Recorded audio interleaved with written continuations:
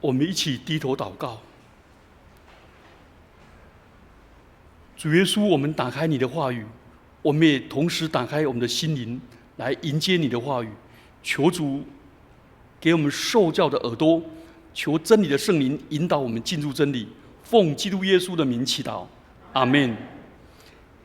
亲爱的弟兄姐妹平安。我们今天所读的经文是路加福音，耶稣基督往耶路撒冷的途中，他所发生的事情。我们先来了解路加的理财观。我国向来是以农立国。中国有一位大政治家孟子，孟轲，他论农民的心理这样说：他说，民之为道也，有恒产者有恒心，无恒产者无恒心。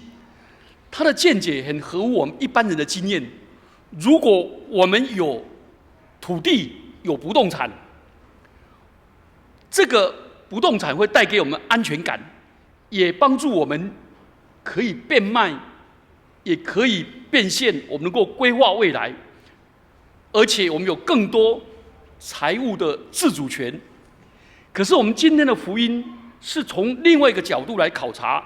耶稣说，你们要谨慎自守，免去一切的贪心，因为人的生命不在于家道丰富。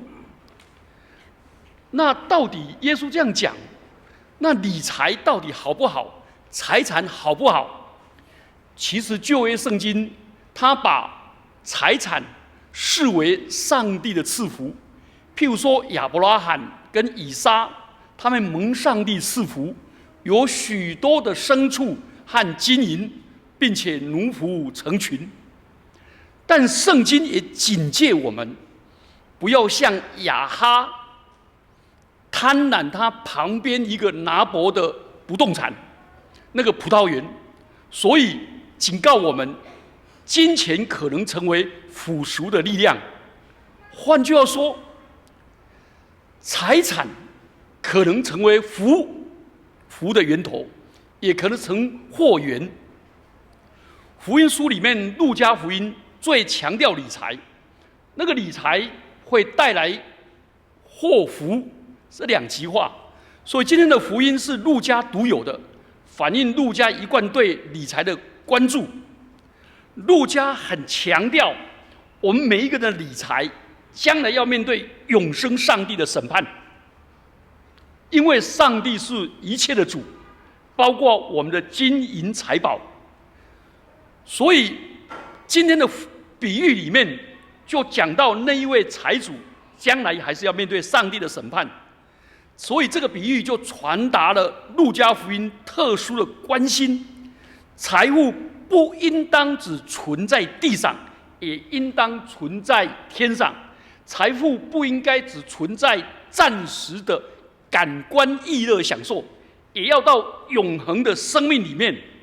财物不应该是我自我中心的掠夺，而应该成为关怀和服务穷人的工具。所以善于理财是路加一贯的主题。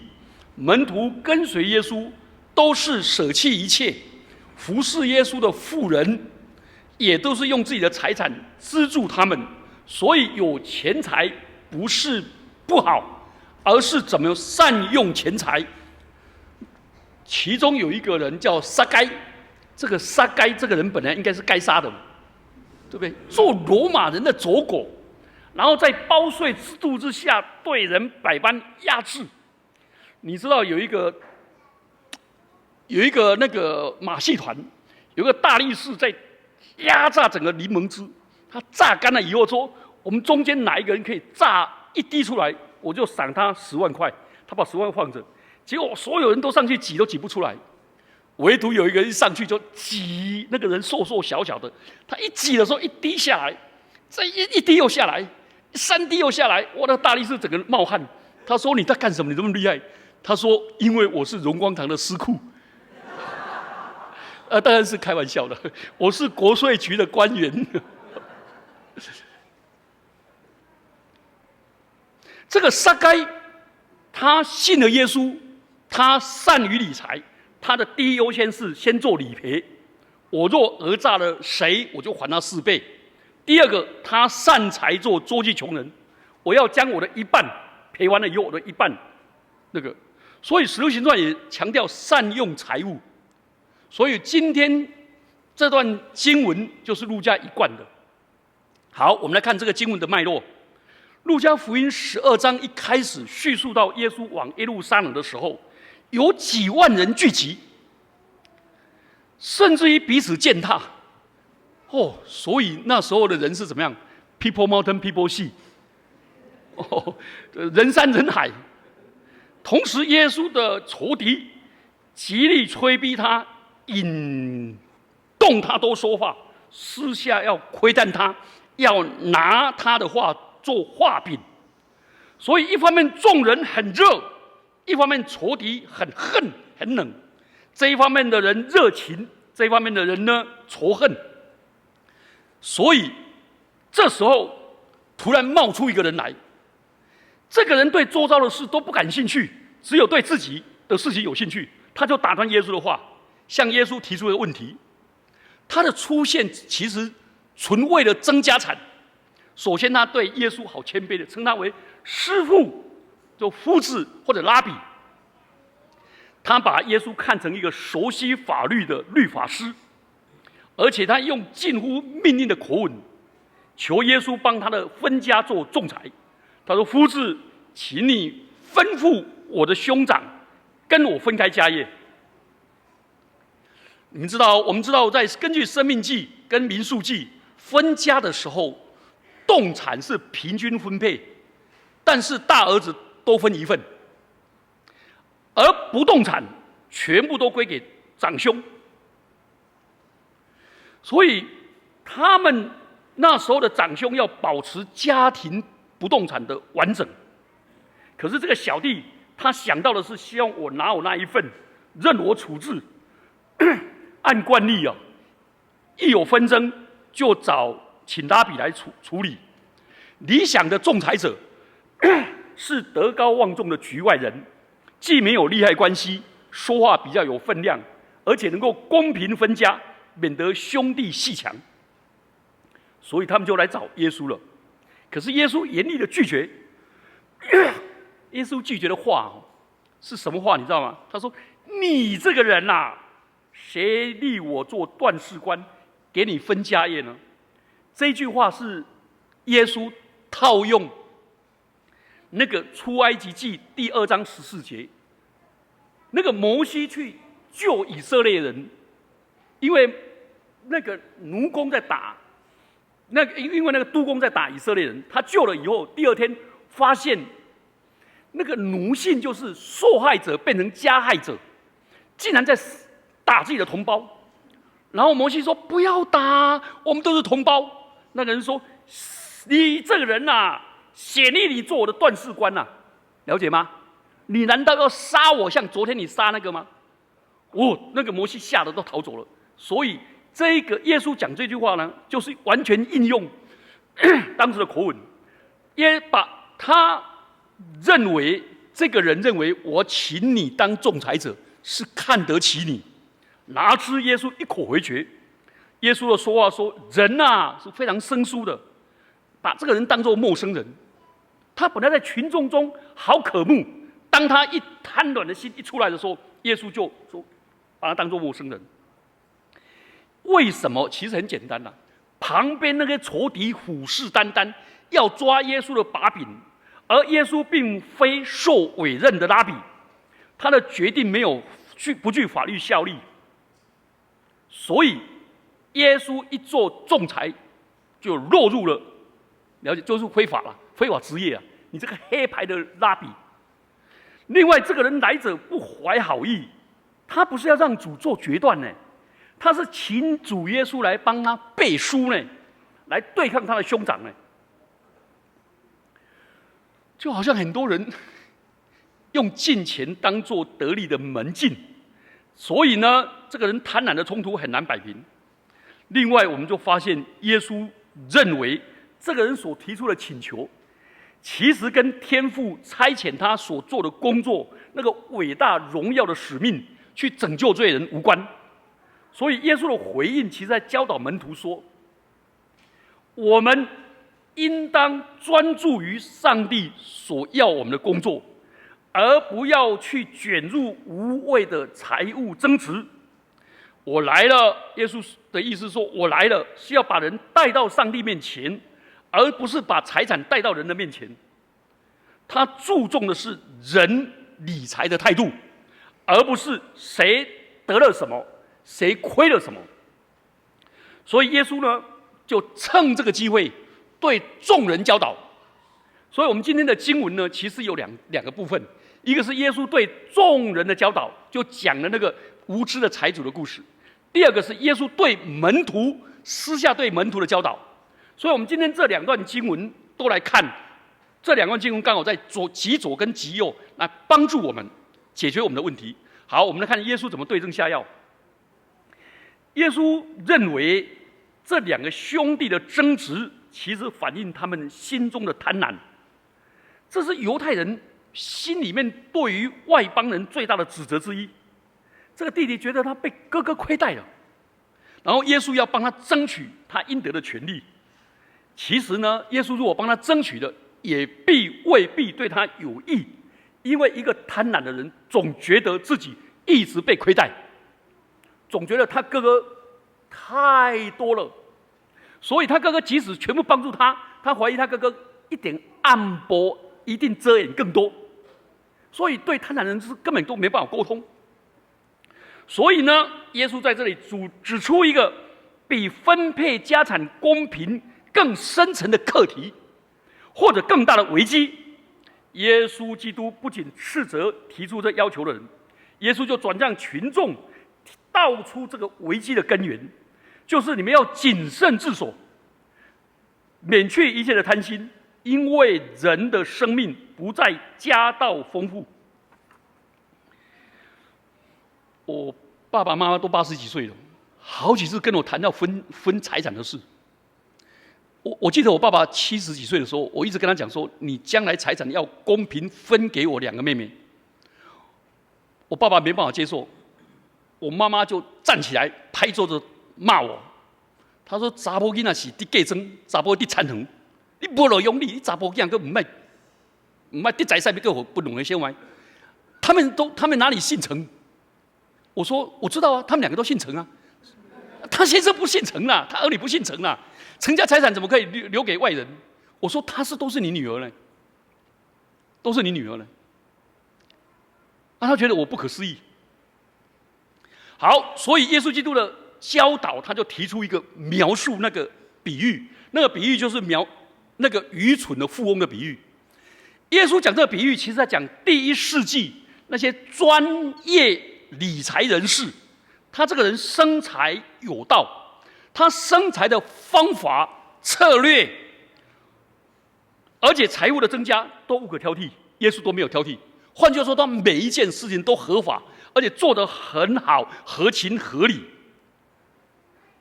关键点是他如何运用财产，重点不在他的行为，而是他的动机。耶稣基督其实在指出他的价值观，他的价值观是新建更大的仓库，那是个在一般人来说，那是很聪明而且很务实的举动。正是这个问题的根结。耶稣指出这个人的价值观，其实就是历代以来我们人的价值观嘛。第一个，人不为己，天诛地灭嘛；第二个，成败论英雄嘛，富穷显出成败嘛，对不对？富兰克林说，时间就是什么？金钱。所以我如果在讲到如果我讲那些浪费你们的生命浪费你们的时间我就是谋财害命，同意吗？因为时间就是金钱嘛，金钱就是生命嘛。如果牧师讲到乱讲，那不是谋财害命吗？第3个，生命的富足在于更大的仓库、更大的豪宅、更好的汽车。我在台北的时候，有一个弟兄他是那个理财师啊，他特别跑来找我，他说：“陈牧师，你跟我坦白讲，你到底存款多少？”我说：“你问这个干嘛？啊，我问他说你存你的你到底现在你多少钱啊？他说我就烦恼的不得了，你知道我现在钱这么少。我说你到底钱多少？他只有一个儿子，他正大 MBA 毕业的。他说我只有一栋房子。我说哦是哦，啊我说多少钱？他说只有1900万。14年前他说1900万的房子，那我存款就有6000万啊！我是急得要死，担忧的要命。他问我多少，我说只有3万。啊，他说你怎么没有死掉啊？你还活着，啊，还有3个孩子。我实在是我沟不通啊，只有一个儿子还在读国中而已，啊，担心的不得了。我说我说你住的地方是豪宅啊，我是豪宅。第4个，钱财若买不到幸福，至少可以及时行乐，提供保障。现在人的观念都是这4个，所以当时的听众一听到耶稣在讲这个比喻的时候，每一个人都深具共鸣。他说他的价值观就是我们的，就是我们共同的价值观。然后呢，耶稣基督在讲那个应用的路加福音，最喜欢讲独白啦。那个独白自我对话，这个他的独白里面，你会发现这财主讲那个我的，在17节到19节里面，希腊文一共出现8次，我们中文只有翻4次，因为翻8次翻的太多了，原文有8次。我。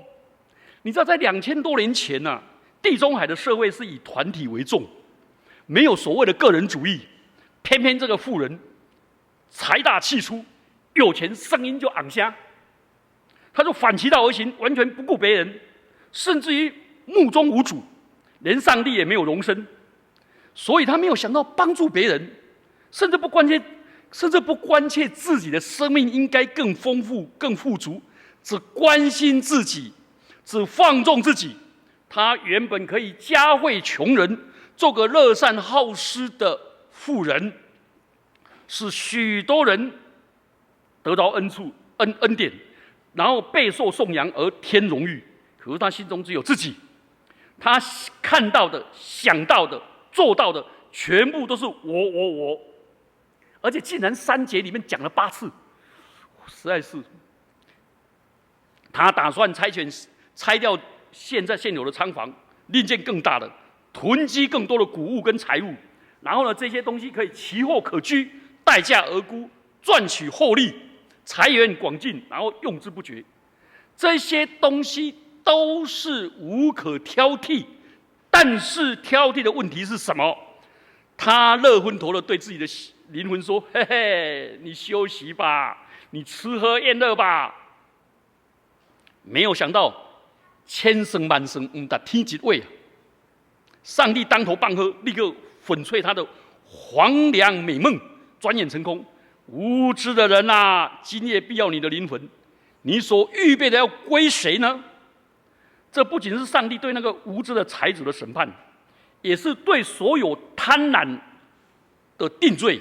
上帝明察秋毫，绝不宽待。所以我们用钱的方式用在哪里？将来上帝每1分钱都要跟我们算账。一般而言啊，上帝不会轻易在比喻里面出现，但这个妇人实在太可恶了。既如诗篇的愚顽人说：“我心里说没有神。”这个就好像一个骆驼，不是一个鸵鸟插在那里，说我看不见上帝，看不见上帝。上帝忍无可忍，就戏剧性的现身，夺回荣誉。所以宣判那个自私自利的妇人是一个愚蠢的。当天晚上灵魂就不保。这个人机关算尽，太聪明，反算了亲的性命。好，耶稣基督谈到这里的时候，是对众人的教导。接着呢，他就转为对门徒的教导。从贪婪跟自私的罪，耶稣转到另外一种罪，就是忧虑的罪。人无百年寿，常怀以千岁忧。我们真的很会烦恼，对不对？那台语的烦恼那个太多了，对不对？因为这样的心不就在得利，我开困的早早起，要烦恼天未光，要烦恼夜无亮，要烦恼小姐要带无温床，要烦恼小姑要给无嫁妆，整个重担都往自己身上压。所以，对于那些没有财富，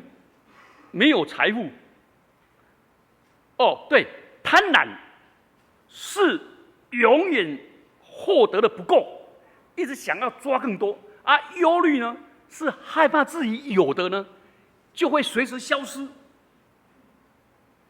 这两个是一体的两面。所以，你有没有发现，对于有财富的人跟没有财富的人，财富都可能产生危险？所以，耶稣基督强调，上帝并非不看顾我们。魔鬼撒旦最喜欢误导我们，我们以为我们这如果信主了，不照像社会人这样抓、这样贪，那我们这一生就会一直匮乏。所以，路加福音第12章22节到34节的教导是对门徒。好，这样对门徒呢，就告诉我们，理性上我们相信上帝会保守我们，会供应我们。上帝是耶和华以勒的上帝，但是我们心中没有安全感。对，我们教会有那个号角队，对不对？那个吹角在以色列人的敬拜跟那个里面，是象征着上帝的同在以及上帝的得胜。你们知道那个上帝的同在跟得胜的秘诀在哪里？在于亚伯拉罕要献他的儿子以撒的时候，上帝耶和华在他的山上有预备，预备了什么？预备了一只公绵羊，有没有？那只公绵羊的2只脚就缠在树丛里，就是那个号角的那个角。话重点，其实那里在告诉我们说什么？上帝不但为我们预备献祭的羊羔，上帝也为我们预备完全的救恩。那个完全的救恩呢？请问亚伯拉罕原本来他到哪里都怎么样？都足坛敬拜上帝。自从上帝给他儿子以后呢，请问他还要不要再足坛？还要不要敬拜？要啦！足坛敬拜第一个是他儿子的，一起来就隆隆隆隆隆，他儿子最大了，比上帝还大了。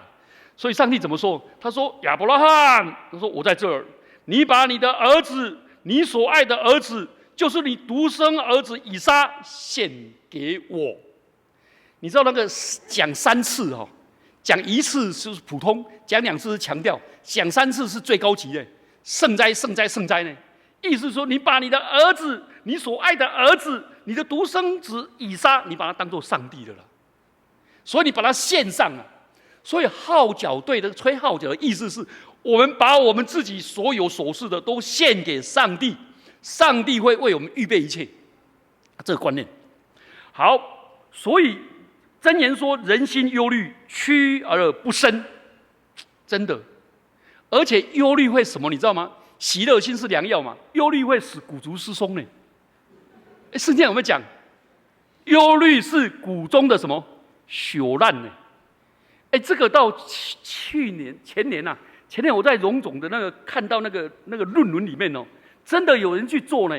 那个忧郁症的人骨质疏松比例特别高呢，真的忧虑。所以你何必呢？好，仅仅告诉我们不要忧虑，不要忧虑，无济于事啊。如果有人告诉我们不要忧虑，我们觉得很不切实际，那表示你不明就里嘛，你不了解，你根本没有进入我的状况嘛。而且你是虚应故事，安慰我而已。好，主耶稣基督迫使我们去正视为什么不要忧虑。他讲3个，第一个他说忧虑是愚昧无知的表现，如同无知的财主。那个财主相信我的生命的价值在于产业的多寡，而那个忧虑呢，跟无知的财主一样。他认为人生的价值在于饮食跟衣裳，结果耶稣说：“生命胜于饮食跟衣裳啊！”上帝看重我们过于飞鸟啦，那个乌鸦不种也不收，也没有仓库，上帝养活他们。他说：“你们比飞鸟何等的贵重！”他意思不是说叫我们坐在那里等上帝来养我们，他说的是乌鸦它不会做那些上帝养活他们啊，我们就应该去种、去收、去盖仓库啊。上帝顾念那些没有先见之明、没有推理能力、没有工作能力的人，他岂不更顾念我们？因为工作的真正的意义是与上帝同工。亚当夏娃被设在园里面是做什么？修理看守。上帝给我们这么乐园，要我们去修理看守，是与上帝同工。忧虑的人，就是相信上帝不会顾念我们，他忘记了上帝是顾念我们的父亲，我们是他最宝贵的儿女。还记得吗？上主日讲到耶稣基督祷告里面说：“我是父啊，是我们的父亲。”好，第二方面，忧虑是没有益处的，忧虑没有办法让我们寿命增加1刻啦，反而让我们短命了，同意吗？真的，好多人忧郁到一个地步，就整个人就自裁。很少人因为忧虑，好，然后我们想一下，耶稣叫我们想象那个野地的百合花，美丽芬芳，可他自己不会设计，也不会制造衣服啊，我们能啊。可是所罗门最豪华的外袍都没办法跟他们相匹配。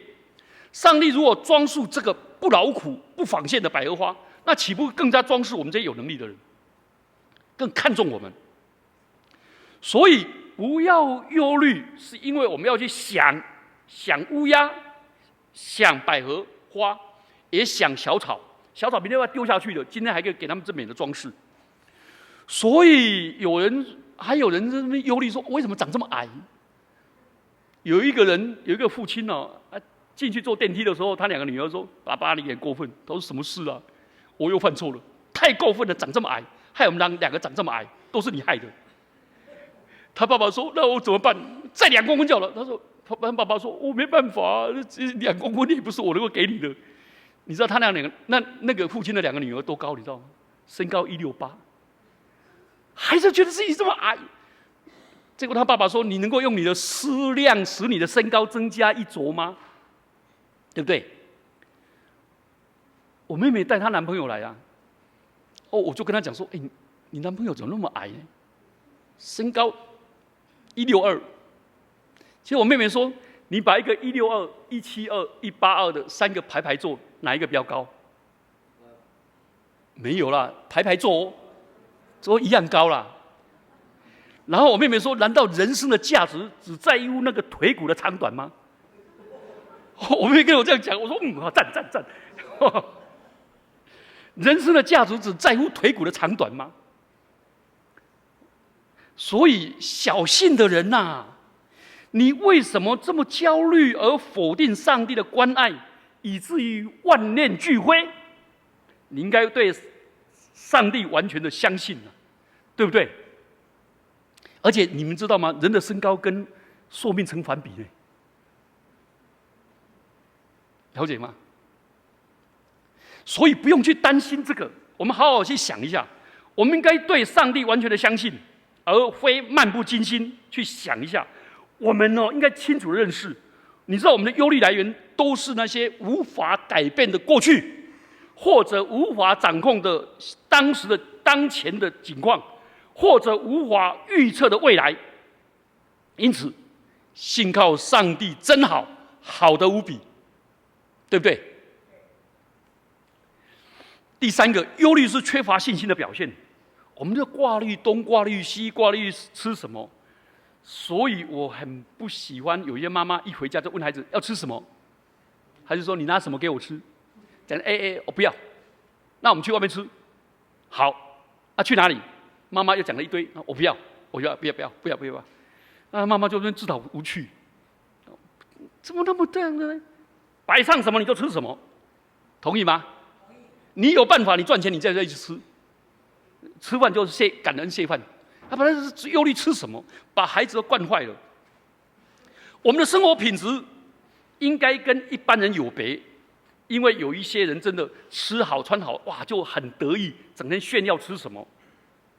我们所有的烦恼跟焦虑，皆因为我们没有把上帝放在我们的盘算里。请注意哦，耶稣是命令哦，耶稣不是劝告我们，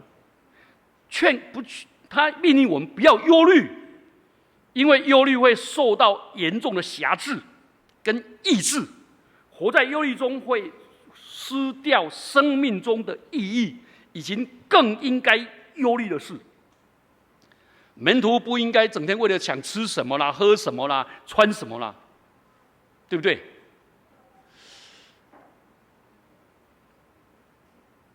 我们这一次搬家哦，哇，真的，我们把一半的义乌全部都淘汰，都尽量送给人，尽量送给人。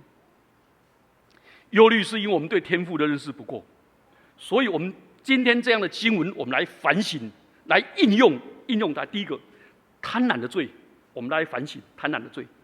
贪婪不是一个抽象的理论，也不是一个不可能发生的假设。耶稣看贪婪比通奸更甚，反对贪婪更严重，因为贪心是强烈的妄求更多，他是妄求更多，而且贪得无厌，而且强要占有。而我们基督徒应该是真正的敬虔，是知足，而且享受神所赐的。他一直埋怨、苦毒。人若犯了第6戒杀人，或者第7戒通奸，通常都会被看作罪犯而蒙羞。但是犯了第10戒哦，贪婪哦，我们都觉得说，有欺骗、占有企图心、负进取心，大丈夫当如是也，对不对？美国所谓的第一位上亿的富翁叫洛克菲勒，人家问他说：“你要多少钱才满足？”他说：“我不多了，在100万我就满足了。”他在拿了100万以后，他说：“你为什么还这么拼呢？”他说：“我在100万就满足了。”他的100万永远在100万。洛克菲勒赚钱拼到什么程度，你知道吗？他的胃割掉3/4，然后整天烦恼到头发掉光光，变成秃头。然后烦恼到什么地步，你知道吗？贪婪到烦恼到什么地步？他一天只能吃2片吐司，而且不能烤的，而且那个2片吐司要分8次，因为胃太小。什么牛奶不能喝，什么都不能喝，这样的有意义吗？到最后，洛克菲勒成立洛克菲勒基金会，散财出去了以后，他整个生命改变，头发又长回来。我也有希望了。整个变成喜乐了。哦，那以前呢？以前洛克菲勒真的是财主，以钱财为主人。他以后成为金钱的好管家。那个华尔街有一位很有名的理财大师，这个人叫伊凡·富斯奇。他在入狱以前是华尔街的宠儿。而且是每个名校，他有一次去哈佛演讲，每个名校的 MBA 一定找他。他短短的几年内累积财产100亿。他在哈佛毕业典礼 MBA 毕业典礼说：“贪婪没有什么不对啊，我要让你们知道，贪婪是健康的、美好的，你可以抬头挺胸、理直气壮的贪婪，像我就是这样的人。”他讲完了没多久，内线交易被抓去关，罚了1亿。他罚1亿哦，脸不红脖子不粗，马上拿出来。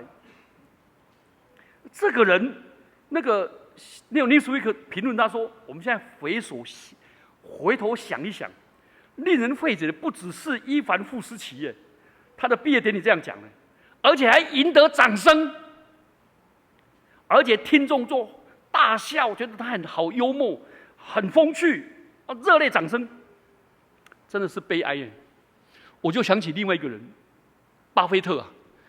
巴菲特他50岁，不是72岁那一年，他回到他大学的学校 homecoming， 然后全校1200个学生围绕他在中间，问他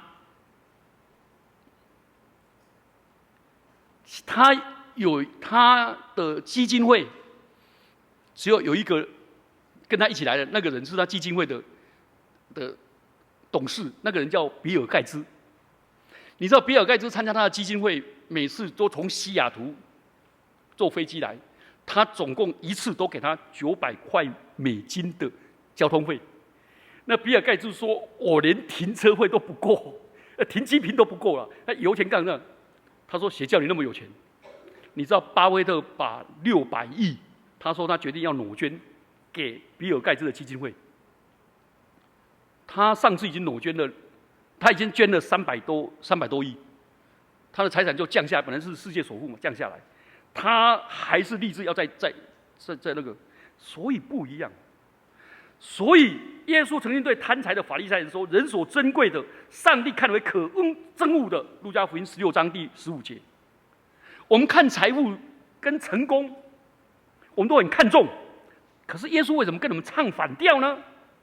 他在无知的财主的比喻里面，其实在告诉我们，耶稣基督其实要逼我们去面对、去审视、探究我们内心的深处，到底是一个贪婪的心。贪婪的心永远不满足，而且它像喝海水一样，越喝越渴，它拥有越多就越不满足。耶稣其实在教导我们要分享，帮助贫困的人。事实整个价值观就是贪婪的化身。所以主耶稣警告我们，财富不能保证我们的将来，而且会自私跟贪婪把我们排除在天国之外。而今天教会流行的成功神学，希望我们基督徒，他教导我们基督徒可以，而且应该指望耶稣基督来祝福我们的物质丰盛。所以台湾某一个企业主，他捐给某一个教堂3亿，哇，被捧得多高！结果有一个弟兄，我认识一个弟兄，他说：“我知道他那个人财务杠杆怎么运作。他的股票不值到90块。”我跟他讲说：“怎么可能？他现在飙到1300呢，股王哎！”他说：“牧师啊，不到90块。他的运作我知道，他以前怎么样从那个公司挖几百亿，现在又在玩第2次。教会的人呢，贪婪呢，他果然以后就掉下来。啊，到处去做见证。啊，教会容许这样的人，啊，把他捧这样的人，这都是作为成功神学。其实路加在透过这经文教导当时的那个，我们每一个人都要面对上帝交账，真的，我们应该专注于上帝对耶稣基督的差遣，我们要同样的情形，我们应该把现世的财富转成天上真实生命的真实的财富。好，第2方面，耶稣其实在教导我们以无知的财主为戒。他说这个财主其实是无知者，不是成功者，他只顾自己，没有别人。他心中充满自私，从未想到上帝的存在。他不但没有舍己助人，而且很骄傲的高抬自己。他从来不从给予中寻找快乐，反而从囤积中寻找满足。他想利用他短暂的财产保障现世的短暂跟容易受死亡威胁的生命。我有一次在国泰医院看到蔡万春，我看了吓一跳，这人拥有上百亿的，结果这样。你知道他死了以后，我们台湾的遗产总共磕了多少钱？从他身上磕了多少钱？0呢？那时候磕遗产税还在40%的时候，他1毛钱都没有被磕到。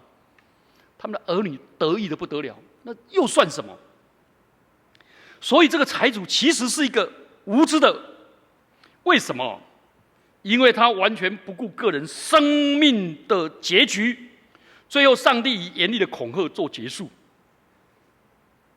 所以我们的会主约翰卫斯理其实是一个美好的榜样。他在当大学助教的时候，年薪30磅，他用28磅维持生活，2磅奉献出来。他的薪水增加到60磅，他还是只用28磅。你知道他到最后他的那个书籍印刷到多少的时候，他1年收入1500磅，1500磅，他还是坚持用28磅。我到布里斯托还特别跟约翰卫斯理的义务看，哦，约翰卫斯理身高这么矮，162哎，是个属灵的巨人，可以对3万人、5万人讲道不用麦克风哎，真的，我看了他的身高以后，我就觉得很惭愧。我真的，他那个节俭的也不是生活。你知道他最后他要死之前呢、他说，在伦敦我有两个银汤匙，在布里斯托也有2个，这是我目前所拥有的，全部都捐光了。结果他要临终的时候，他还剩下72磅，他要求72磅哦，给12个人抬他棺材，每一个人6磅，而且先决条件是，当时抬棺材抬一次才半磅，他给他6磅是12倍，先决条件是要这个人3个月没有工作，请里长证明。这找到12个，这找到12个3个月没工作了，去帮他开棺材，彼此都给他6磅，补助他的生活。这因为你实在是奇才，难怪这样的人，他太太几乎要跟他离婚，完全没有太太，没有家庭。那他是比较极端的例子。好，我们要发现这个人，他其实是奴仆，不是主人，他是钱财的奴仆。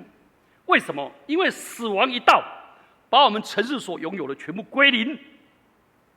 你知道吗？圣经上说：“今夜我必要你的灵魂。”那个“要”是商业术语，表示要回借出的东西。在关键时刻，财主其实要告诉我们，每个人都迟早要明白的真理：只有上帝才拥有生命呐、我们现在能够存活，是因为上帝把生命借给我们啦，把机会借给我们了，把才干、智慧借给我们了。所以《申命记》第8章18节说：“你们拥有资财的能力跟机会，是上帝借给你的。”我们既然是上帝借给我们的，上帝有权随时要回，所以我们没有办法对未来完全的掌控。那至于这样的话，我们不如现在怎么样？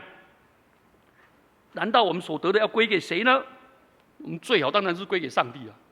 所以最好的捐是裸捐而不要像台湾有一个企业主，他的儿子捐了钱以后，拿了1500亿。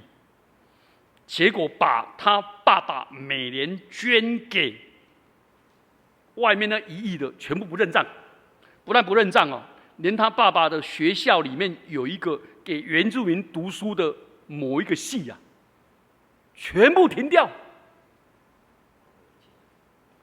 他爸爸已经帮助原住民帮助了将近2000个，成为读护理师，读护理系成为护理师，而且让他们这样。结果他的儿子全部不认账，给儿子干嘛呢？我在安树堂也有一个，也是整天跟我讲说：“牧师啊，我愿意捐2000万啊。”他以为我眼睛会亮起来，我眼睛赶快闭着，说：“主啊，赦免他，因为他所说的他不知道。”结果他病快好了，他说：“牧师改捐500万就好了。”我500万已经比别人多了。我说：“干什么？讲这个干什么了？我又没有跟你比。”结果他死了以后有没有捐？1毛钱都没有捐全部给他的儿女他说：“我的儿女很爱主，他将来会很爱妈妈，将来会捐的啦。”才不会，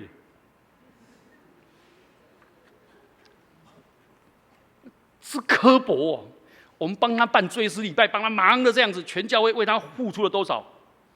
他最后捐给教会。